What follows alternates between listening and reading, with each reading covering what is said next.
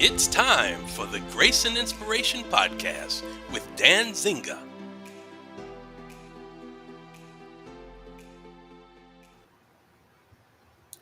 Greetings and welcome to another great episode we're going to have. We have some wonderful guests with us today.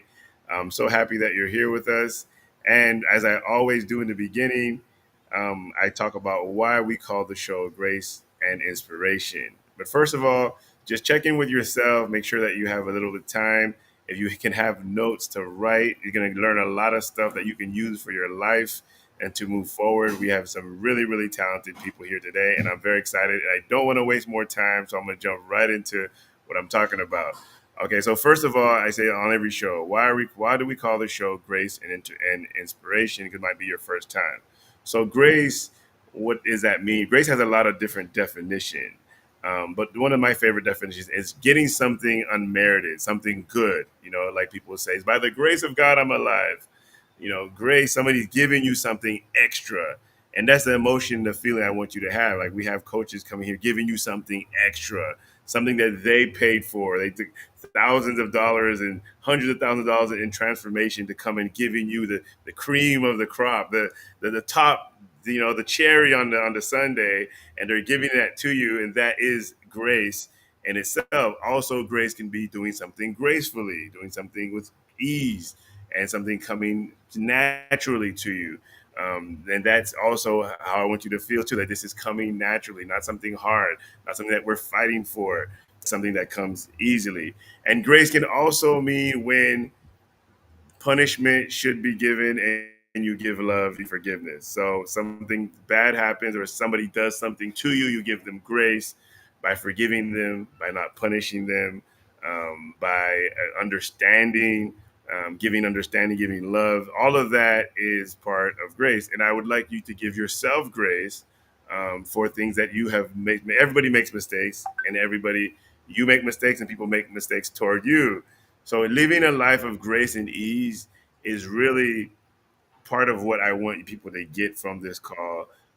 As we're getting a lot of grace from these coaches, as you're giving us grace for us being 5 minutes late, for example, I'm giving myself grace. And so we want to have a lot of grace on the show. Now, inspiration, like grace and inspiration, it's my firm belief that all things work for good for people who are working on their personal growth, because everything that happens is something to learn, is something to move forward. And I think that everyone's life should be an inspiration for others doing things. I met a guy the other day, by the way, I'm in Santa Marta, Colombia right now, and I was on the beach, a 65-year-old guy from the States, and he's working out and he's doing all these great things around the world. I'm like, are you posting this stuff on social media? He's like, I used to, but you know what? For people in the States, when I do that, they think I'm bragging. So I don't want people to feel uncomfortable that I'm bragging. I'm like, those same people are going to think you're a snob for not sharing your stuff. I'm like, your life is to be an inspiration for others, and anybody can be an inspiration because there's always somebody right behind you. If all you have is a job, there's somebody who has no job. You can inspire them with what you're doing. If all you have is a car, there's a guy who has a bicycle that's dreaming of the car, and you can be an inspiration to that guy. So no matter where you are in life, there's always somebody that's inspired, that you can inspire to get to that point. You don't have to have all the success in the world, because you can be an inspiration to other people that need that one thing that you have. There's somebody who has money, has everything, but he doesn't have a relationship, or she doesn't have a relationship, and you have a great one, share it. If you're doing something great, share it. That's my firm belief. Like the Bible says, a light is not to be under a table, but on top of a hill for everyone to see. And so right now, I'm going to move into the part to expose and talk about our coaches here. I want to give everybody a chance to talk a little bit, a couple minutes about who they are, how they got into personal growth in itself, and what they have to share, and their programs, and what how people can get in touch with them. We'll do that again at the end of the call. But first, just so we get a sense of who we're talking to, what they're about. This is not just random people off the street that I just got. These are handpicked, very people that have helped me and inspired me. So I hope that they can be an inspiration for you as well. All right, so let's go to Tawny Powell, a good friend of mine.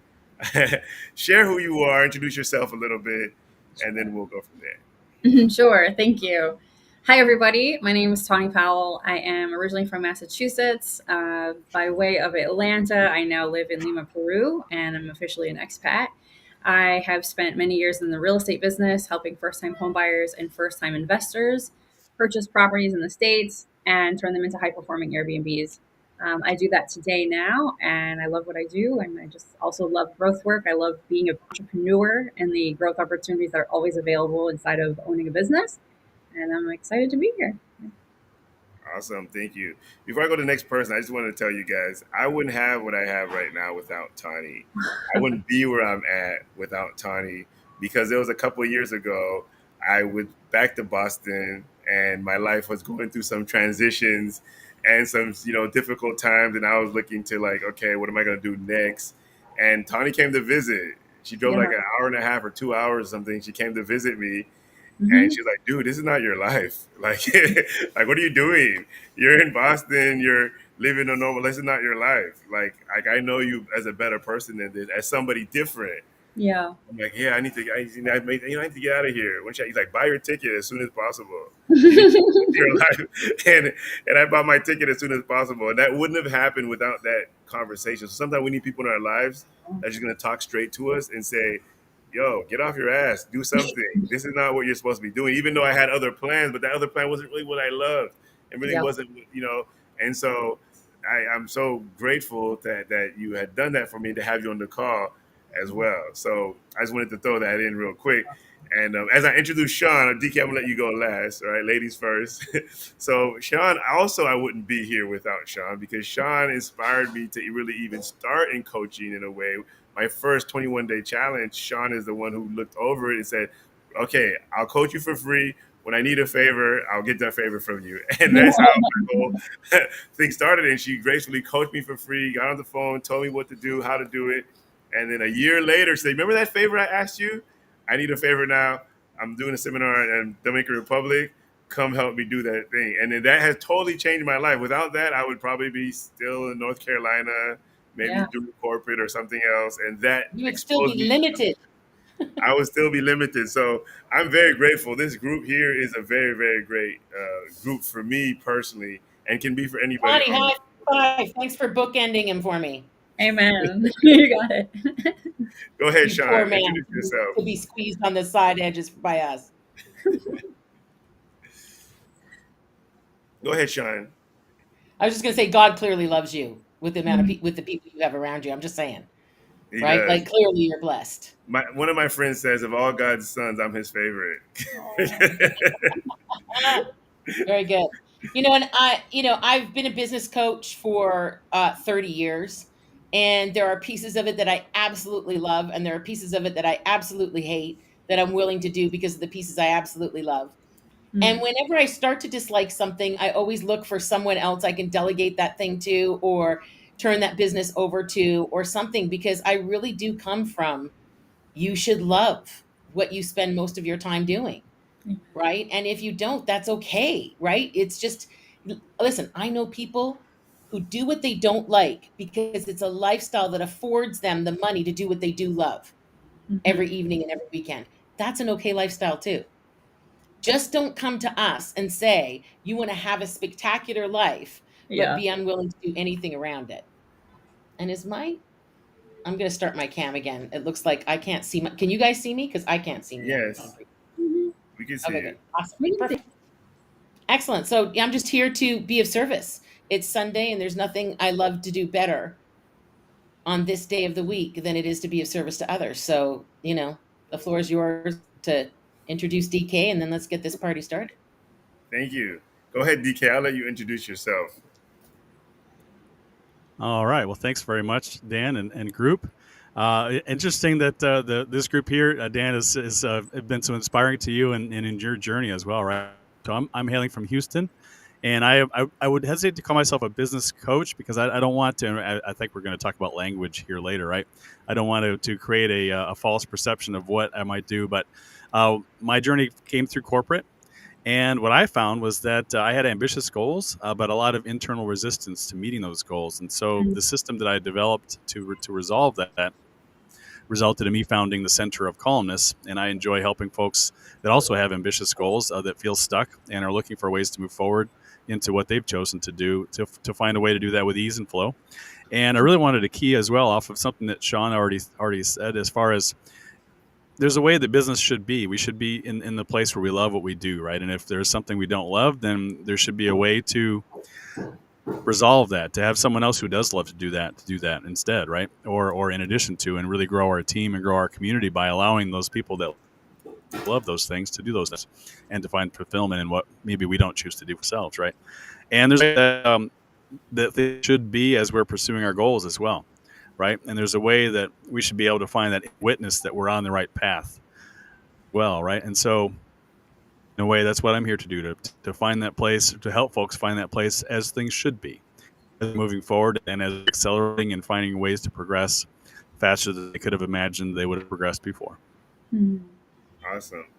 Well, DK, one of the reasons why I wanted you to come on the call, because I know you help people that are stuck with other coaches deal with either anxiety and to move forward. So there's a lot of barriers that stop us. And Shawn is really great at that as well, with overcoming upset. And so that's one of the things I want to talk about. And I also wanted to hear your take on how you help people overcome these barriers that are stopping them. So I want to jump right into it. We're going to talk about creating. Okay. So first of all, let me just ask all of you guys, when it comes to part of creating, and I talked about this a little bit on the other call, but I want to, get us back on it. How important are your conversations that you're having with yourself and with other people when it comes to creating your life and creating things? I mean, life is like a random event, right? Or is it? How do you guys? What is your guys' take on that? Go ahead. Let's just be clear on what creating is first, because some people might not have this distinction, right? And we're either creating or we're consuming, but we're never doing both at the same time. It's like it's impossible to live in both those spaces at the same time. So we're either consuming something or we're creating something, but we're never doing both at the same time.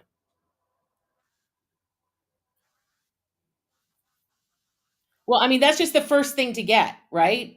And the second thing to get is if you are consuming something, you can assume you're not creating, because creating is an intentional space. It's something you do with intent. Guys, you just jump in anytime. This is like a group conversation.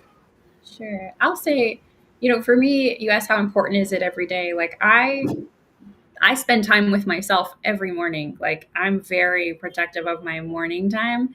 Everybody in my life knows, like, don't call me or text me before 11 a.m. Like I'm not available, because I'm taking time to meditate, to really visualize what I want, even if it's just like how I want to be and how I want to experience myself today. The fun I want to have, what I'm going to do, how I want to be in my business, how I want to show up. And sometimes it's like bigger things, like goals that I have for this year, property that I might want to purchase or business growth that I want to see. I'm extremely intentional about that every day, multiple times a day. And I think it's key, like to Shawn's point, like I think if you're not intentional about and clear about what it is you want to create, you often end up just being a consumer of whatever is given to you or whatever your circumstances are, whatever's thrown at you. So it's can't do it without. Cause anything, they just say, I go with the flow. That's what they say, right? Yeah. Like they have empowering ways of voicing what they do and don't do, Yeah. right? Just like someone will say to me, well, I'm content, Mhm. which is, I'm just going to translate, I'm content for you. It just means I'm okay with the way things are, not interested in doing any work to make it be any other than it is. I'm actually okay, content with the way things are, Mhm. which again, another great, easy way to live life, right? No problem, right? You can't make yourself wrong for that. If that's your goal, fantastic. You're fulfilling it. Awesome. Good for you. Wonderful. DK? My view on creation is that we're always creating. So whether we're being intentional and choosing something specific and focusing on that, right, and whether that thing we've chosen is something that we saw yesterday, or whether it's something even bigger than ourselves that we choose to create for tomorrow, it's a choice, right? And as Shawn mentioned, and also Tawny, right? Um, how we created the frame that we choose, right? Tawny said nothing before 11 or 11:30, right? I personally love that frame. I would like that for myself, right? And Shawn is creating or talking about a distinction between the consumption and creating, and it's all about choice, right? If we choose to consume, then we're creating an experience that is of consumption. We're choosing to just leverage content that other people are producing, or choosing to, as you said, go with the flow to go along with a community choice, perhaps, right? As we may have seen the elections and some of the politics that are happening as things are gearing up for 4 years of who knows what this is going to be, right? But the power that we have in each moment is to choose something very, very specific and very, very powerful to create right now, right? To leverage the present moment and make that choice before we get distracted, or actually to choose to eliminate distractions, right, and focus singularly on whatever that thing is that we wish, right? And that thing, what I noticed too, in the distinction that I've been finding over the last maybe few months, is that thing we choose to create is so far beyond what we've ever seen before that there's really there's nothing in the universe. There's no box that we've been put in that says we can't just make a choice and go for it, right? And so that power that we have to make that choice of something so much bigger is so important and so necessary to keep in mind as we make those choices, right? Whether they be small or great. Thing I forgot to do on my last episodes is tell the audience that they can leave questions in the comments. People are like, "Oh, it's a great show," but nobody's actually giving any questions. So if you're listening, feel free to post your questions. We'll be able to see them, and anybody can answer those questions for you. Okay, back to the conversation. So creating. So you guys know the first thing that they teach. I heard the first thing they teach you when you join the military. I don't know if it's exactly the first thing, but I heard Eric Thomas say this. He said the first thing they teach you is how to deal with a jam gun. So the first thing they teach you, even before they teach you how to fight, is how to how to deal with a jam gun. So that means that you have to know how to deal with the problem. So now we're going to talk about creating. Before we get into how do you create, I want to talk a little bit about what's stopping people from creating. Those barriers, those invisible barriers, those rackets, or the inauthenticity, whatever that each of you guys can see why people aren't creating, because people want to create. They're like, oh, I want to do that, but there's something stopping them. And until they become present to that, what's stopping them, a lot of times their efforts feel in vain or it's not working. So I feel like kind of like, if it's true that what the military teaches you how to manage a jam gun. So when you're in war, your gun jams. How do you handle that situation? Even before they teach you how to shoot a gun, they teach you how to manage it. So let's start with that before we get into how to create. Let's talk about what's stopping people from creating and how do we overcome that. Whoever wants to go first, go first. I'll jump in. I mean, a number of things come to mind. Like fear, obviously, is one that's very common. Fear of sometimes people are afraid of failure, but also a lot of times people are afraid of success. Like because it's whatever, if they actually achieve their dreams, they're afraid of like my life is going to change now and be different, and they're not sure like how that's going to be. They're afraid they might lose people in their life if they get successful, or they're afraid like to leave their comfort zone. I think another thing that happens is like as we go through life, we might have experiences where we failed at something, or we weren't successful at something, or somebody told us we couldn't do something and we internalize that. I think over time that can kind of become like layer upon layer upon layer upon layer, that before you know it, you're like existing under this silo of limiting belief and stories about yourself that aren't necessarily true. And it really takes some deep work to like lift, like take the roof off of yourself, if you will, to be able to start to see all the possibilities that are available and go and create whatever you want. Anybody else? I love the analogy of the jammed gun, right? It's not something that if you're not in the military, perhaps it's not in our present experience, right, to think of. But and as you mentioned that, Dan, I thought of, imagine waking up every morning with a picture of a jammed gun in your mind, right? And super crisp and clear. And I think a lot of folks actually wake up that way, right? We load in the past, in that split second as our eyes open and we rise right into the day. We brought all of the failures of yesterday, right? All the things that didn't happen, we did create in the past is often first and foremost in the mind. We have a subconscious, right, that's running off that engine of what we've experienced before. And really, that means the first step of the day is to clear the jam. Cool. Shawn, I'm going to ask you to go a little bit deeper in everything we're saying. Maybe even say what a racket is if you can. Right?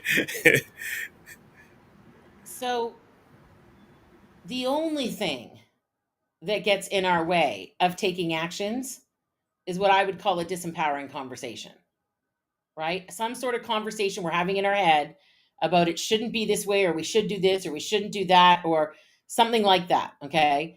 And that immediately tells me that my authentic self is not driving the bus called Shawn,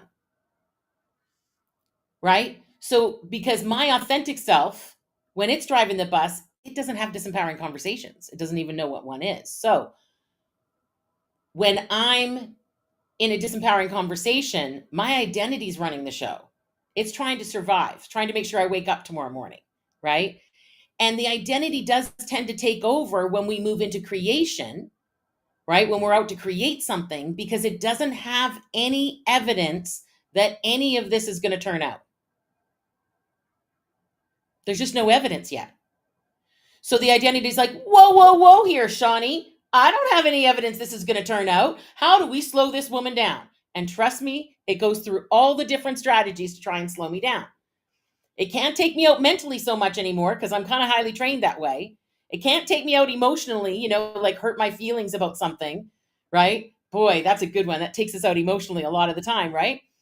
And so often it's left with the physical with me, right? But the identity will try and slow you down only because it doesn't have any evidence that any of this is going to turn out, right? And then as you gather evidence, the identity kind of backs off a bit and goes, okay, this might happen, right? This might be okay. This might turn out. And it slowly starts to back off of slamming you with those disempowering conversations to try and slow you down a little bit. Now, there are strategies that the identity uses, but the only tool in the toolbox to use on those strategies is disempowering conversations. So there's an interesting thing that happens, right? And in fact, I think you guys will all recognize the number one strategy the identity uses. What do you think the number one strategy the identity uses to keep you out of action and from moving forward? What do you think it is?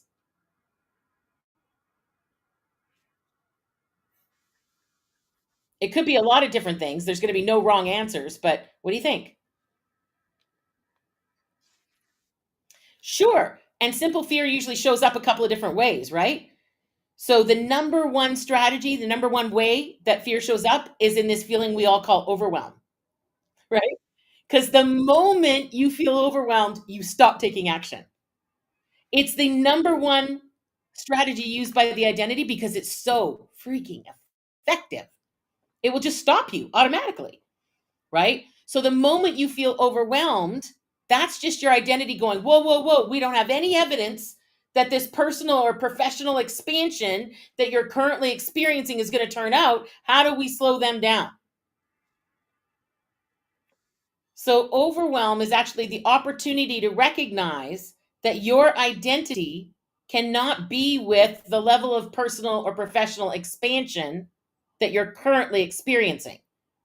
So it's actually a really good thing. It's a really great signal of something when you start to feel overwhelmed, because now you're moving faster than your little inside voice knows how to be with. right? But disempowering conversations, that identity, that piece of the identity, that using the tool called disempowering conversations is, in my opinion, the only thing that gets in our way of creating versus consuming, or, being a consumptive source, as DK says. Listening that are like not sure what you mean by identity. I mean, it's like my identity. What's my identity? How that maybe didn't do any work. Is there maybe like a simple way to explain what is that? What is that? Use you as an example, okay, Dan? What's one thing that when you're doing that thing, you're lit up, you're inspired, you're in love with everyone around you, and you're just like basically having a fabulous time? What's that one thing? Perfect. Basketball is a perfect example, right? I asked this question of somebody the other day, and they were like, when I'm dancing. Oh God, when I'm dancing, I'm just free. And I asked this other guy this conversation, and he said, when I'm standing in the middle of the river, right? And I've just thrown the line, and there's nobody there but me, and nobody to bug me or ask me questions or anything, and I'm in the zone, right? Yeah. When you're in that place, your authentic self is driving the bus called Dan. When you're doing that thing, that's your authentic self. Everything not that is what I call your identity. So if you're not lit up and inspired and in love and just, having that overwhelming feeling of just, if the joy is not present, you want to consider that your authentic self isn't currently driving your bus. Right now, your identity is driving your bus, and that could show up in a lot of different ways. If you're talking to a psychologist, they'll say, oh, you're regressing back to your childhood. They'll use terminology specific to psychology, right? If you're talking to a counselor, they'll use a different set of terminology. If you're talking to a coach, one that's been trained by Landmark, they're going to go, oh, your racket's running the show, your act's running the show, you're in your strong suits, you're in your point of view. They're going to give you all kinds of terminologies for the identity taking over and running the show. But ultimately, either you're driving the bus called Dan and you're empowered, or you're not driving the bus and you're disempowered, and there is no middle ground. It's like pregnant, not pregnant. One way as the highway, no middle ground, really. Or say other things. It sounds like the version of identity we're using here to talk about is the more of the ego, right? This is not your pure It's a self. psychological framework question, but terminology, absolutely, yeah. Yeah, I got you. Okay, that makes total sense. Yeah. Okay. So Dan, the point is that different modalities might call it something different. Yeah. But it's mostly the disempowered part of us. And depending what modality you're talking to, they might label it something different. Got it. So Tawny, what's a racket, and what's how is that something good, bad? What's a racket? I mean, if I remember the definition, I think it's not a term I use often, to be honest. But if I remember correctly, I think a racket is something that you put up with, that you tend to complain about, like something that's persistent and unwanted. Yeah, and it's unwanted. I don't use that term though. It's not something.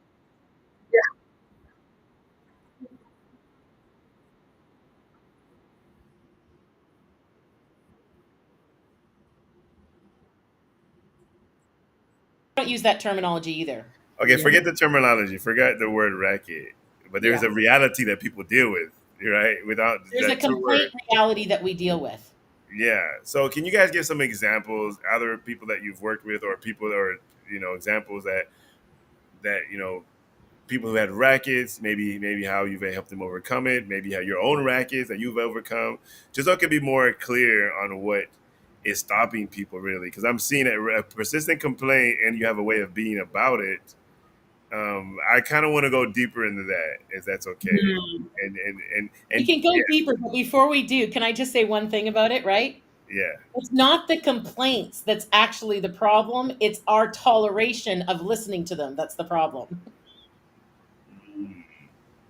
Okay. Right? And I'm not talking just about complaints we make about other people. I'm talking about complaints we have about ourselves. Like we tolerate those conversations and those complaining conversations. And that's the actual problem. Not that we have them, because we can never get rid of them. We're human being. We come with those, right? It's part of our natural makeup as a human being. They're kind of there automatically, right? Because there's going to be unworkability occasionally, no matter what, if you're living as a human being, right? Okay, so if I have an employee that's not doing as everything I like, and I'm complaining, not necessarily telling them directly, I kind of say, but I'm complaining about them. It's persistent complaint about this person not doing their work. They're not doing full of their work. Is that a racket? It is, but it's not the complaint that's the problem. It's that you're tolerating unworkability and not doing anything about it that is the problem. Yeah. And that's what's stopping me from creating what I You'd rather really complain about it than do something about it. Yeah. And maybe I don't know what to do about it. A Right? lot of times, sure. A lot of times people are uncertain, but consider confusion is another racket you run on yourself. It's a complaint you have about yourself. Oh, I'm confused. Therefore, I can't take any action. It's another strategy the identity uses, right? Got it. So DK, do you use this? I mean, do you see this come up in your line of work when you're helping people?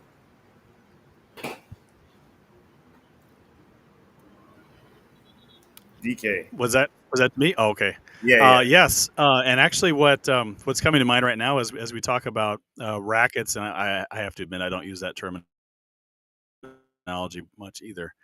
But I get the concept, right? And to me, a racket would be a conversation that doesn't yield the outcome that we think it's going to yield, right? It doesn't benefit us in any way. Perhaps it benefits someone else, or maybe nobody at all, right?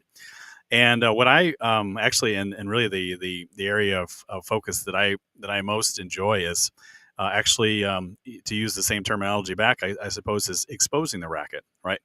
Because more often than not, a client that I work with doesn't even know what's holding them back, right? So there is no conversation, except it's perhaps subconscious, right? There's a block or a decision that was made usually in the past, right? And there's something subconscious that is continuing to voice that complaint, if you will. And as you mentioned, from an identity perspective, to choosing an identity for that person that is not quite in line with what they've chosen to achieve. I think of a government worker that I had the privilege to speak with not too long ago, that had taken on and actually invested a lot of money in a new course of action for himself, right? And 3 months in, he hadn't taken action on it at all, right?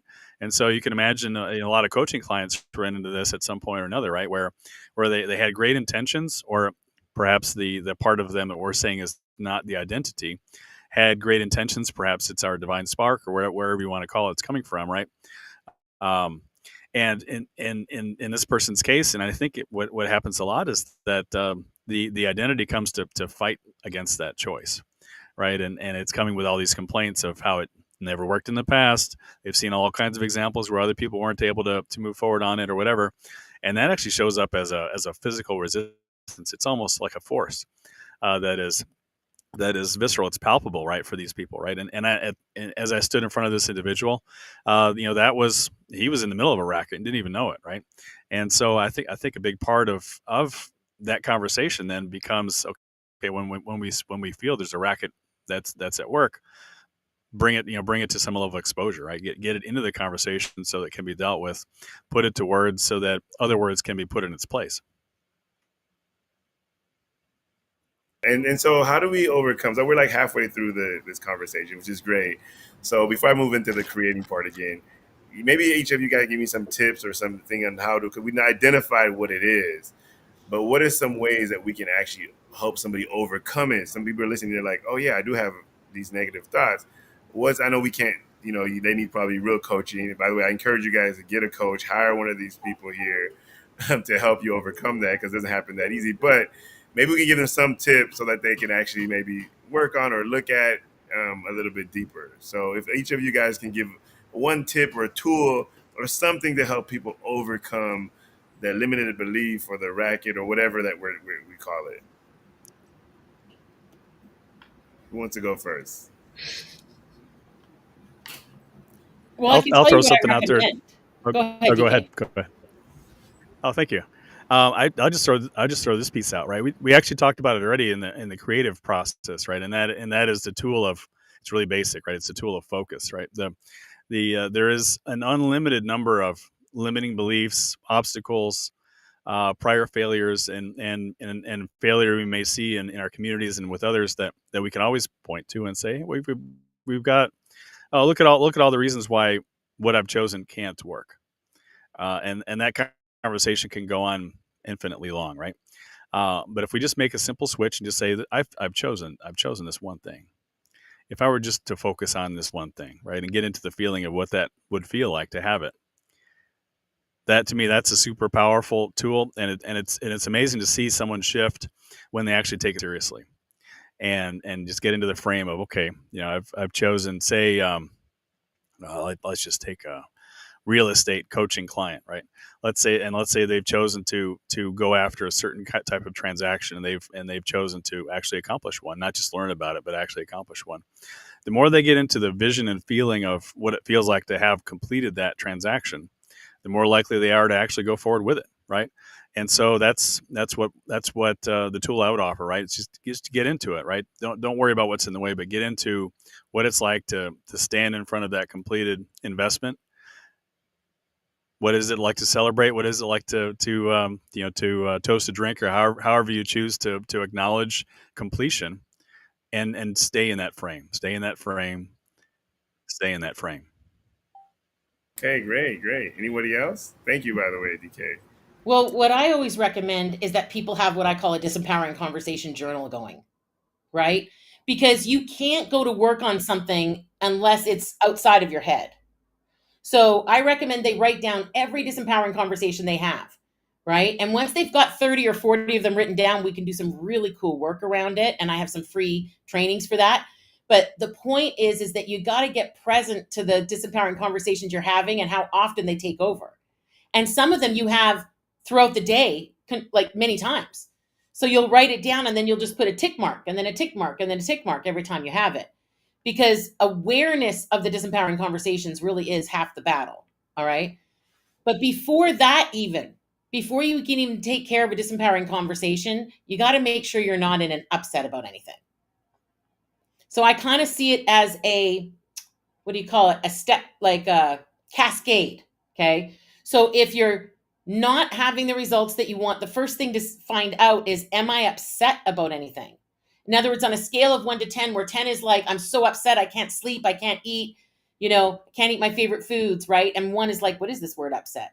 Where are you on the scale? Because if you're trying to take action while in an upset, it's going to be 100% of the time detrimental. It just is, right? So the first thing I teach people to do for free, by the way, and I'm throwing a link in the chat for everybody, my team every Thursday teaches people how to disappear upset. So first, just ask yourself, am I upset? And then deal with that if you are, okay? Then you can look and say, okay, I'm not upset anymore, but I'm still feeling stuck, which probably means you're disempowered. So then you got to really stop the action and take a look. And again, we teach people how to do that every Thursday because we're just committed people not walk around in an upset mess. Once you figure out those 2 steps, then you can brainstorm what's the next actions to take, and it's not going to send you backwards, right? Because if you try and take action in the state of a big state of upset, it's only going to make a bigger mess. Yeah, exactly. Right? And if you don't fight with a jammed gun in the proper way, you still end up dead. Right? So it's a matter of being present to what's going on around you and what you're doing. Right? And most of us are just surviving life. We're not really present daily, right? So all those different things that you can do to get yourself present daily, meditation every day, once a day, tapping gets you present. There's all these tools and resources out there to get yourself present. And it really is the first step, because you can't decide what you want in the future if you're not okay with what you have today. Why should the universe and the good Lord or whoever else is up there as our maker give us more when you're not freaking grateful for what he already gave you? It's like, I'm not giving you more. You haven't said one piece of gratitude over what I've handed you so far. Right? So there's lots of tools and resources we can put into play. Gratitude is a big part of it. Meditation, all those different things that are designed to have us be present to our life and what we want to cause and why we're here. Heard from you, Shawn, is that one tool is first is to ask yourself, am I upset about it? And then try to deal with that so that you can. That's just the first Step step, over it. Just right? get it dealt with, right? Yeah. DK was saying that for him, focus on what do you really want, or focus on that thing. How is it going to feel like? So that's great. All right, Mhm. Tawny, what do you have for us? Yeah, this and sorry if I'm not very communicative in this part. This isn't work that I deal with regularly, but what I've discovered is like oftentimes if you're dealing with a racket or you're putting up with something that you don't really want, usually there's a payoff. Like there's a reason why it's serving a purpose for you. Either the payoff could be like I'm putting up with my dissatisfaction in my job, right? For example, and I'm putting up with that because it's allowing me to stay comfortable because I'm too afraid to go up to apply for that promotion, right? Or could be I'm putting up with something in my marriage and I'm putting up with it because but why I'm doing that is because I'm avoiding being responsible for being the change and creating transformation in this relationship. So usually like that's where I have people look is whatever it is, there's something that you're gaining from it. And it isn't necessarily like a good thing, but it's something you're gaining, like you're letting yourself off the hook in some way by allowing this to persist. And it's all a part of your not being responsible for what you really want to create.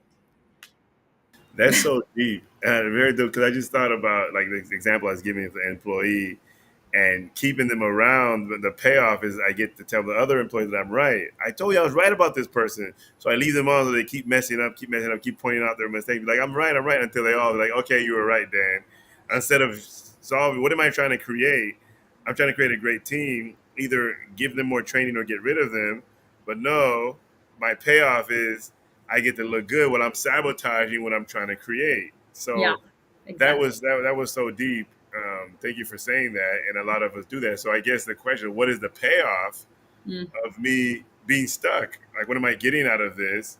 And it yes. might be something that's not really what you were trying to create. I'm trying to be right. I'm trying to look good. But when I say I'm trying to create something, but in reality, I'm trying to like the subconscious or my identity is just trying to look good.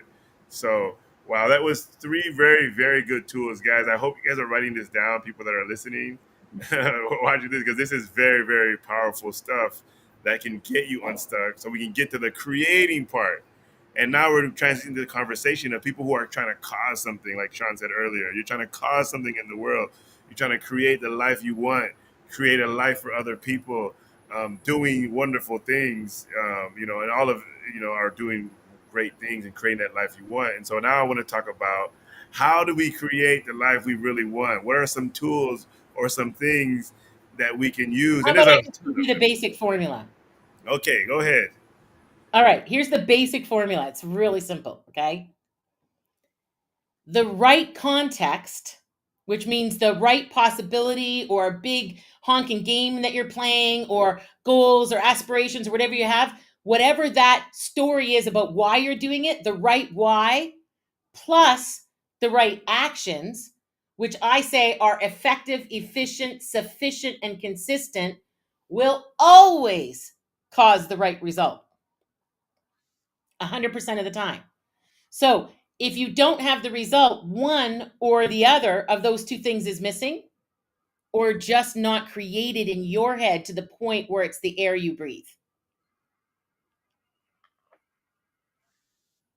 Okay. Can another of you guys, coaches, kind of repeat what Shawn said, just in your own words? DK or Tawny, kind of, because I was so beautiful. I want to repeat it, but I want one of you guys to repeat what she just said, so we know if she needs to repeat it again.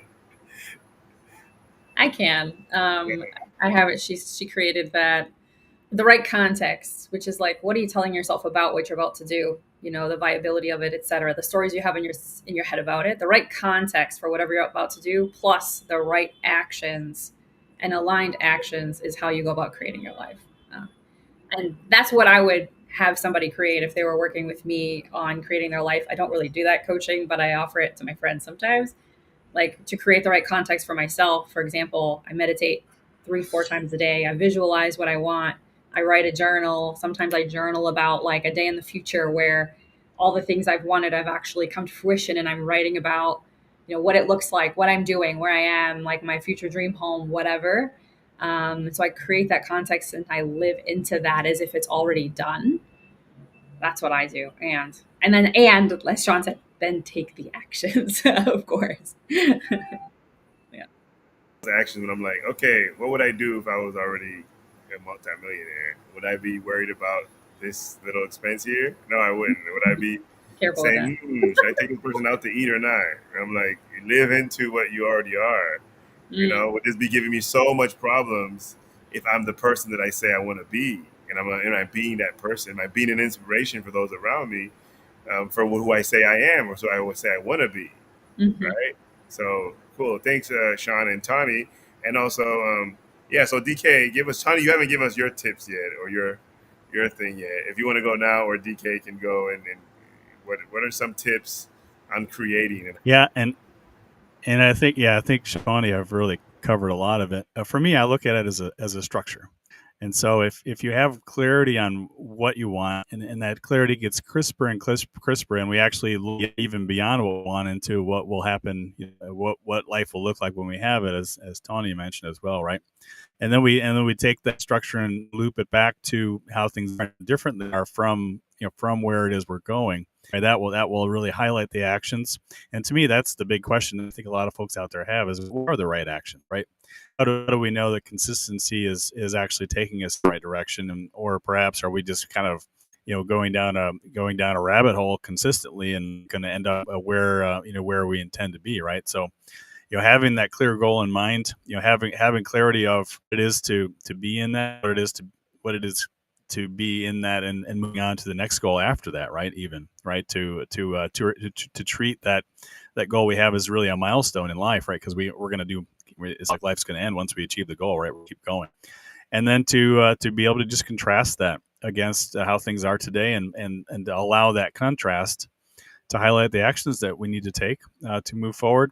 And it really, the other thing that came to mind as we were talking about this is the whole idea of acting as if, and I know that might seem sort of like a fake method, but it really, from the point of view of vibration, if it's not fake at all, it's right. It's getting into the vibe of already being that, and doing what somebody who has that level of success would already be doing today if they already had it.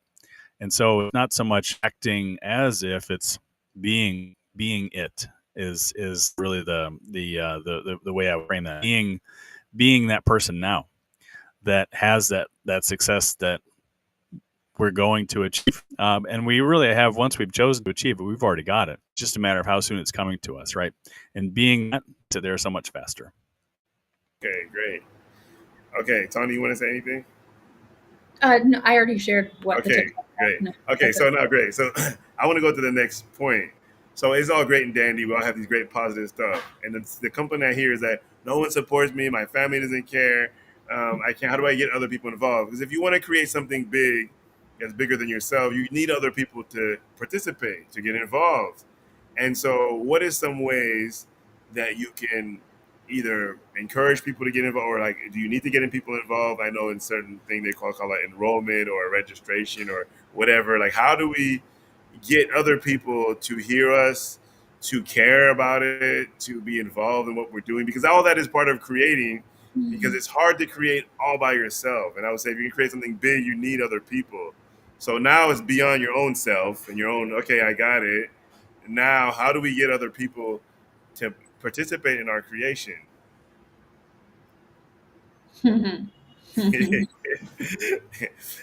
Well, we're actually demonstrating that here, aren't we? Dan, you invited me to come on here today. I didn't know how many people you'd have on here, right? But here we are. We're sharing of our time and our expertise, and a lot of learning that we've achieved through sometimes through blood, sweat, and tears, and we're sharing freely, and also sharing what we're here to do, right? And I see that through that sharing, that enrolls people almost naturally or automatically to support us, right? As we bring our goals forth, and folks hear, oh wow, okay, these folks are, we really want, they're here to help people, right? They're here to help businesses grow, right? And folks to get more accomplished. So why wouldn't we want to help them as well? Let me ask you more specific, DK. Keep DK back on the stage. Is there anything that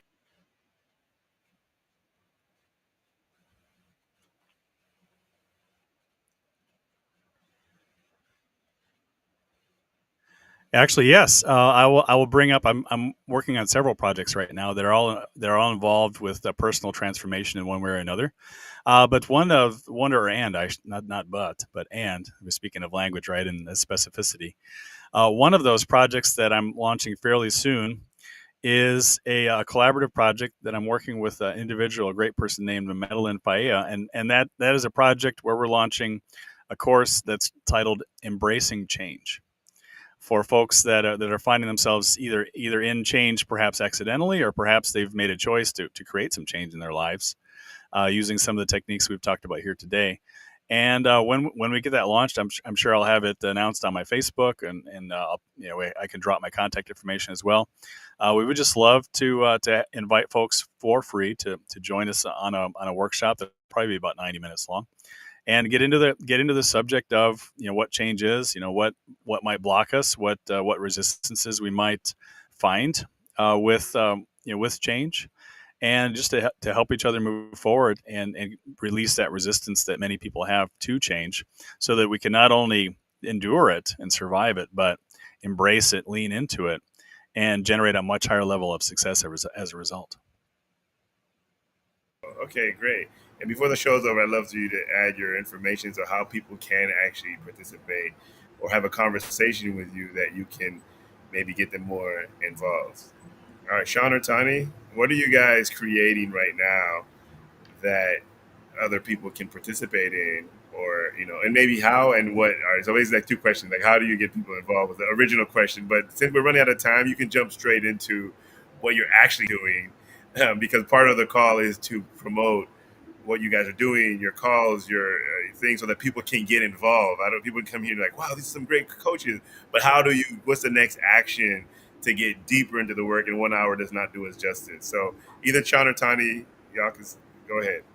I do these great calls. They're called Radical Rose Roadmap calls, and they're just designed to deal with whatever the biggest breakdown is that you're having in life right now.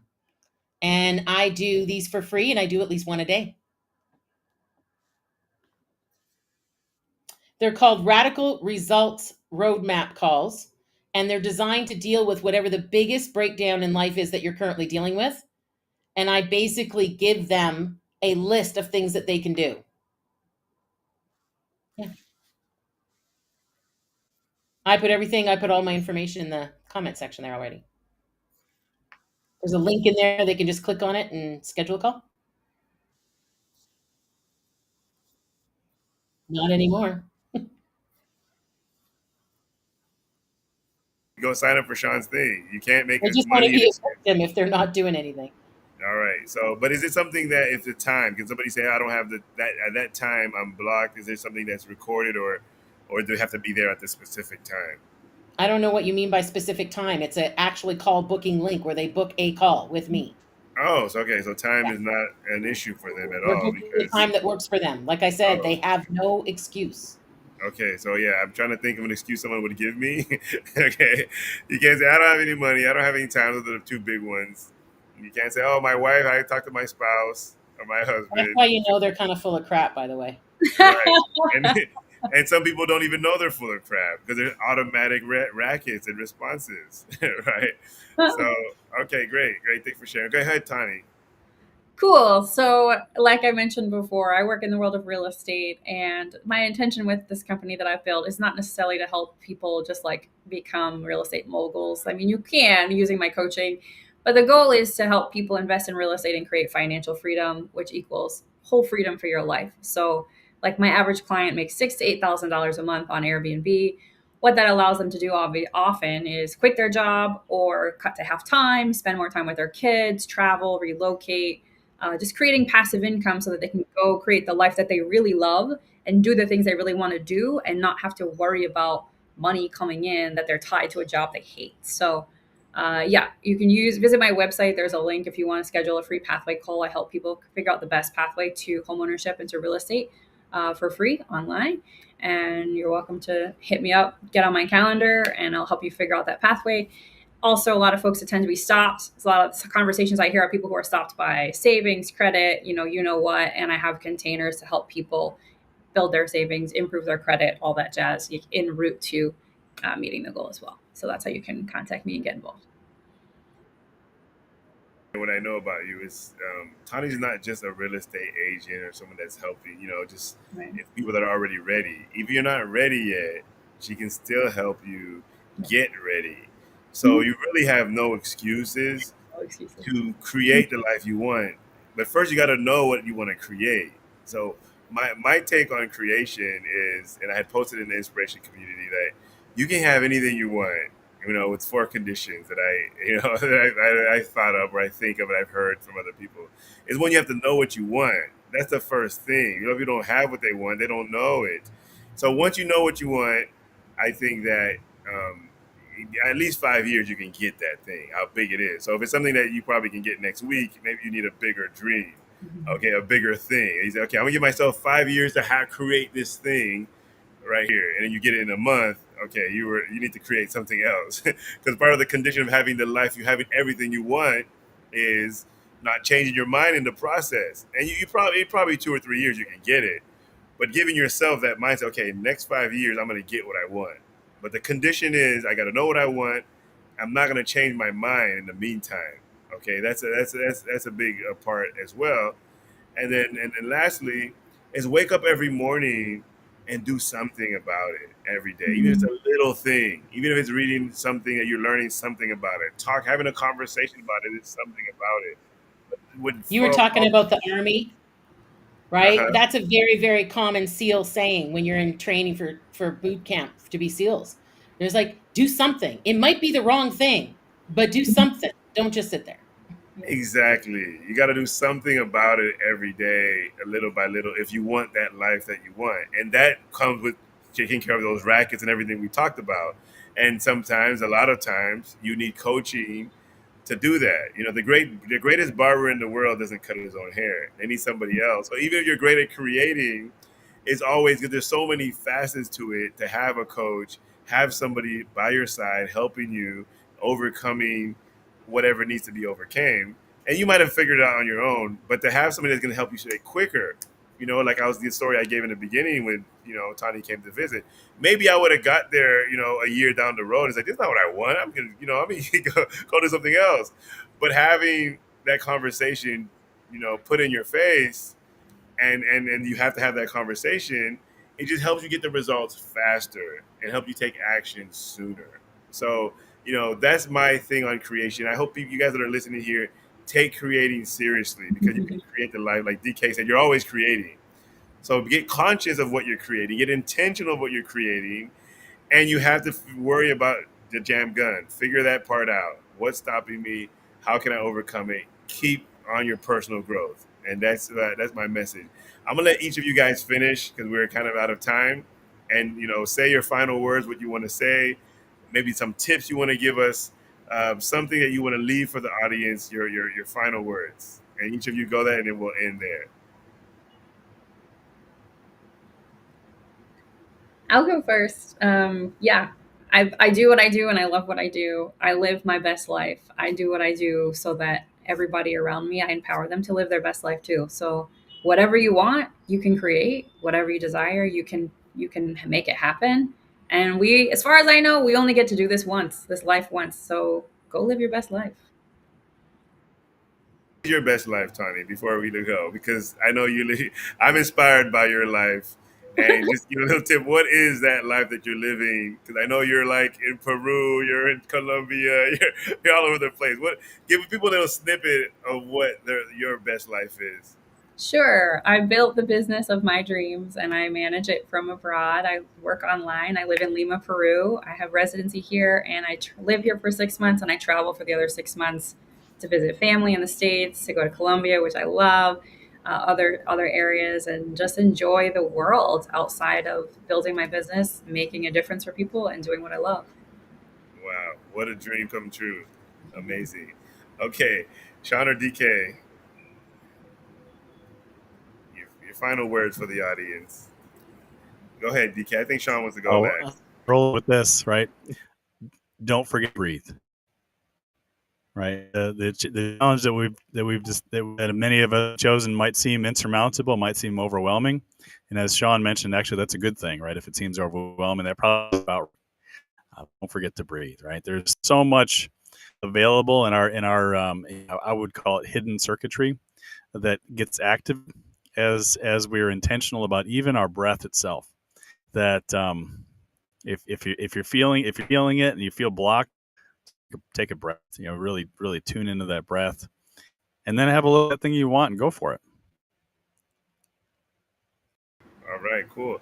Thank you, DK. By the way, all the information, guys, is in the chat or in the description. If you guys want to work with either Tawny, DK, or Shawn, please contact or contact all three of them and have a conversation with all of them and see who make friends.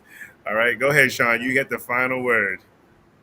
Well, I'm only interested in one thing. I'm interested in being and working with people who are out to think, do, and be better.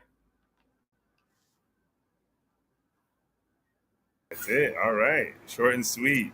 I love that. All about, and I'm going to echo that for myself too. I'm interested in having friends and dealing with people that are interested in personal growth, because no matter what happens, if you're focused on personal growth, it turns out into a positive thing. Like, it turns out to something great. Oh, this happened. I have 2 phones that got stolen yesterday. Wow, it turned out to be great. I get a new phone. Like, you always see the positive side. I want to be around people that way, because my life just keeps advancing forward. So thank you, everybody who came on the show, who came to watch us. I appreciate the comments. And I'll see you guys next Sunday for the Grace and Inspiration podcast with Dan Nzinga. See you later. Don't forget to like,